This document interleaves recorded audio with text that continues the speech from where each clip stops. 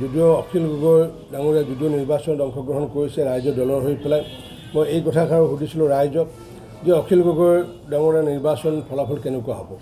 ৰাইজে একাষাৰ কথাই কৈছে যে অখিল গগৈ ডাঙৰীয়াৰ লগত তেওঁলোকৰ কোনো মতৰ কোনো হেয়া নাই, যে তেওঁক বেয়া নাপায়, যে তেওঁক অসমৰ এগৰাকী কৰ্মী হিচাপে, অসমত সমাজৰ কাম কৰা হিচাপে, সমাজসেৱক হিচাপে, বিপ্লৱী হিচাপে শিৱসাগৰ ৰাইজে বেয়া নাপায়। কিন্তু শিৱসাগৰ ৰাইজে একাষাৰ কথা কৈছে যে তেখেতে নিৰ্বাচনত অংশগ্ৰহণ কৰিব নালাগিছিলে। তেখেতে যিহেতু বিভিন্ন ইছ্যু লৈ পেলাই যিহেতু আন্দোলন কৰি থাকে, গতিকে সেইটো বিভিন্ন ইছ্যু লৈ পেলাই আন্দোলন কৰি থাকিব লাগিছিলে। যিহেতু চৰকাৰ যিহেতু ভাৰতীয় জনতা পাৰ্টিৰ হ'ব, এই ক্ষেত্ৰত অখিল গগৈ ডাঙৰীয়াকো এইবাৰ ৰাইজে ভোট নিদিয়াৰ সিদ্ধান্ত লৈছে। এইকাৰণে যে তেখেতক বেয়া পাই পেলাই নহয়, যিহেতু চৰকাৰ যিহেতু হ'ব ভাৰতীয় জনতা পাৰ্টিৰ আৰু সেই চৰকাৰখনত পুৰভী ৰাজকৰি নিৰ্বাচিত হৈ অহাটো নিতান্ত প্ৰয়োজন। আৰু সেইকাৰণে কিছুমান মানুহে এইটোও মন্তব্য কৰিছে, ডক্টৰ ভূপেন হাজৰিকাক যেনেকুৱাকৈ সকলোৱে ভাল পায় অসমবাসী, আমি অসমবাসীয়ে নহয় ভাৰতবাসীয়ে ভাল পায়, যাৰ কাৰণে ভাৰত ৰত্ন পৰ্যন্ত আমি দিছিলোঁ। কিন্তু নিৰ্বাচনত যেতিয়া অংশগ্ৰহণ কৰিছিলে ৰাইজে ভাল পোৱা নাছিলে। ঠিক তেনেকুৱাকৈ অখিল গগৈকৈ ৰাইজে নিৰ্বাচনত অংশগ্ৰহণ কৰাৰ কাৰণে ভাল পোৱা নাই। এতিয়া সেই গগৈও নাই আৰু এতিয়া সেই কংগ্ৰেছো নাই। যেনেকুৱা গগৈ বুলি ক'লে মই দুগৰাকী গগৈৰ কথাই জানো। এগৰাকী হৈছে তৰুণ গগৈ ডাঙৰীয়া, এগৰাকী হৈছে প্ৰণৱ গগৈ ডাঙৰীয়া। তৰুণ গগৈ ডাঙৰীয়াৰ সততা আছিল কাৰণে তেওঁ হুইজ বদৰুদ্দিন বুলি ক'বলৈ পাৰিছিলে, আৰু সেই সততা বা সেই স্বাভিমান যদি নাথাকিলেহেঁতেন তেওঁ এই কথাষাৰ ক'ব নোৱাৰিলেহেঁতেন। কিন্তু সেই তৰুণ গগৈৰে আজি সন্তানেই হওক বা তেওঁলোকৰ ৰাজনৈতিক দলৰ প্ৰতিগৰাকী নেতাই এতিয়া সেই কথা পাহৰি পেলাই তেওঁলোকে কয় এতিয়া যে Badruddin is our partner, Badruddin is our brother, Badruddin is our father. অৰ্থাৎ ক্ষমতাৰ কাৰণে যিগৰাকী তৰুণ গগৈ হুইজ বদৰুদ্দিন কৈ পেলাই তেওঁ চেলেঞ্জ কৰিছিলে, আৰু সেইগৰাকী ব্যক্তিৰে সন্তানে হওক বা তেওঁলোকৰ ৰাজনৈতিক দলে আজি তেনেকুৱাকৈ কোৱাৰ পিছত মই ভাবোঁ যে সেই গগৈও নাই, সেই কংগ্ৰেছো নাই। আনহাতে আন এগৰাকী গগৈক মই জানো, যিগৰাকী নেকি স্বনামধন্য প্ৰণৱ গগৈ ডাঙৰীয়া, যিগৰাকী নেকি অসম বিধানসভাৰ অধ্যক্ষ আছিলে। আৰু অসম বিধানসভাৰ অধ্যক্ষ থাকোঁতে মই তেতিয়া বিৰোধী দলৰ বিধায়ক আছিলোঁ, আৰু ময়ো তেতিয়া তেখেতক বহু কথা অনুকৰণ কৰিছিলোঁ বা বহু কথা তেখেতে অসম বিধানসভাত যি অসমীয়াৰ সংজ্ঞাৰ কাৰণে যি ব্যৱস্থা কৰিছিলে, অসমীয়া সংজ্ঞা যদি সেই সময়ত যদি বিধানসভাত যদি পাৰি থ'লহেঁতেন আজিও আমাৰ অন্তত 6 নং দফাকে আদি কৰি বিভিন্ন বিষয় লৈ পেলাই আমাৰ জটিলতা নাথাকিলেহেঁতেন।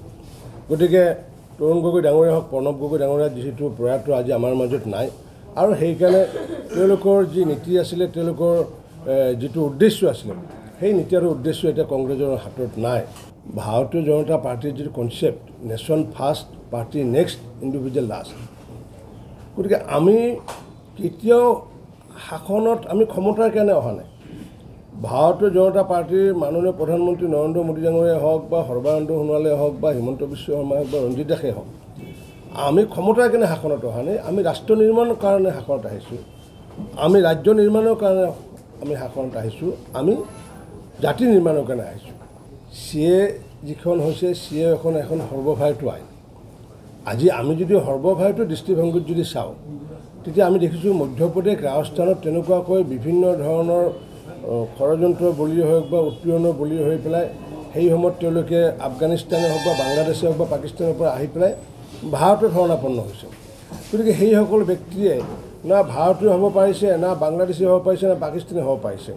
গতিকে সেইসকল ব্যক্তিৰ কাৰণেতো চিন্তা কৰিব লাগিব। গতিকে আপুনি অকল যদি অসমৰ দৃষ্টিভংগীত চায়, অসমৰ দৃষ্টিভংগীত চালে আপুনি শুদ্ধ অৰ্থটো নাপাব। ভাৰতৰ দৃষ্টিভংগীত যদি চাই শুদ্ধ অৰ্থটো পাব। আৰু এটা দৃষ্টিভংগী যদি মই আজি অনুকুৱাই থৈ দিওঁ, আপুনি ধৰি লওক যে আমাৰ বাংলাদেশত আমাৰ কোচ ৰাজবংশীসকল আছে, গাৰোসকল আছে, ৰাভাসকল আছে। আজি যদি গাৰো ৰাভাসকল বা কোচ ৰাজবংশীসকলক যদি তাত বাংলাদেশত যদি অত্যাচাৰ কৰে, তেওঁলোকে ভাৰতত আহিব বিচাৰিব না তেওঁলোকে চৌদি আৰবত যাব বিচাৰিব? একেই আমি খিলঞ্জীয়া মূলৰ মানুহ, অকল পলিটিকেল ডিমাৰ্কেশ্যন আছে, একেই আমি অখণ্ড ভাৰতবৰ্ষৰ মানুহ। গতিকে আজি সেইখিনি কথা যদি আমি আনো যে তাত থকা গাৰো, তাত থকা ৰাভা, তাত থকা কোচ ৰাজবংশীসকল, সেইসকলৰ ক্ষেত্ৰত যদি কাইলৈ যদি উৎপীড়ন হয় তেওঁলোকে ক'লৈ আহিব? সেইসকলৰ কথা আমি চিন্তা কৰিব লাগিব। গতিকে এইবোৰ কথা আমি পিছলৈ বিশ্লেষণ কৰিম। এইটো সৰ্বভাৰতীয় পৰ্যায়ত কৰা হৈছে। আৰু মই এটা কথা আপোনালোকক নিশ্চিতভাৱে ক'লোঁ, মাননীয় মুখ্যমন্ত্ৰী সৰ্বানন্দ সোণোৱালে হওক বিত্তমন্ত্ৰী হিমন্ত বিশ্ব শৰ্মাই হওক, ৰঞ্জিত দাসে হওক বা আমাৰ 50 লাখ সদস্য সকলোৰে আমাৰ অসমীয়া সত্তা থকা স্বাভিমানী একোগৰাকী আমি অসমীয়া। অসমৰ ক্ষতি হ'ব দিব পৰা কাম আমি কেতিয়াবা কৰিব পাৰিম নেকি? কাৰণ আমি অসমীয়া জাতিটো আমি গঠন কৰিব বিচাৰিছোঁ। আপোনালোকক মই এইটো জনাওঁ যে আমাৰ জাতি গঠন হৈ আছে ডাঙৰীয়া, জাতি গঠন কৰিব বিচাৰিছোঁ বুলি ক'লে ভুল হ'ব নেকি? নহয়, জাতি গঠন প্ৰক্ৰিয়া আমি আগুৱাই নিব বিচাৰিছোঁ। আমি জাতি গঠন প্ৰক্ৰিয়াটো আগুৱাই নিব বিচাৰিছোঁ। কাৰণ কিয় যে আমি বৃহত্তৰ অসমীয়া জাতি হ'ব লাগিব। আজি জগতগুৰু শ্ৰীমন্ত শংকৰদেৱে হওক, চাওলুং চুকাফাই হওক বা আজি আমাৰ বিভিন্ন ধৰণৰ আজি লাচিত বৰফুকনে হওক বা বাঘ হাজৰিকাই হওক, বৃহত্তৰ আমি অসমীয়া জাতি গঠন প্ৰক্ৰিয়াত আমি চামিল হৈ আছোঁ আৰু সেইটো আমি নিৰন্তৰ গতিত আমি লৈ যাব লাগিব। গতিকে অসমৰ ক্ষতি হোৱাৰ কাৰণে, চিএৰ কাৰণে অসমৰ ক্ষতি হোৱাৰ কাৰণে কাম কোনো কালে ভাৰতীয় জনতা পাৰ্টি নকৰে। এইটো বিভ্ৰান্ত সৃষ্টি কৰা হৈছে। 1.5 কোটি মানুহ আহিব, 50,000 মানে ট্ৰাকত ৰখি আছে, 84 লাখ মানুহ ৰখি আছে। এইবোৰ কোৱাৰ পিছত স্বাভাৱিকতে আমি যিহেতু আৱেগিক হওঁ, মোৰ মায়েও সুধিছে যে তোমালোকে কিয় মানুহ আনি আছে, তোমালোকে 1.5 কোটি বোলে মানুহ আহিব, 50,000 ট্ৰাকত ৰখি আছে বোলে। তো মোৰ মাও তাৰমানে কি হৈছে, যি প্ৰচাৰ চলি হৈছিলে সেই প্ৰচাৰত মোৰ মাও বিভ্ৰান্ত হৈছিলে। তো আমি কৈছিলোঁ যে তেনেকুৱা ধৰণৰ কোনো কথা নাই, কোনো মানুহ ইয়াতে নাহে।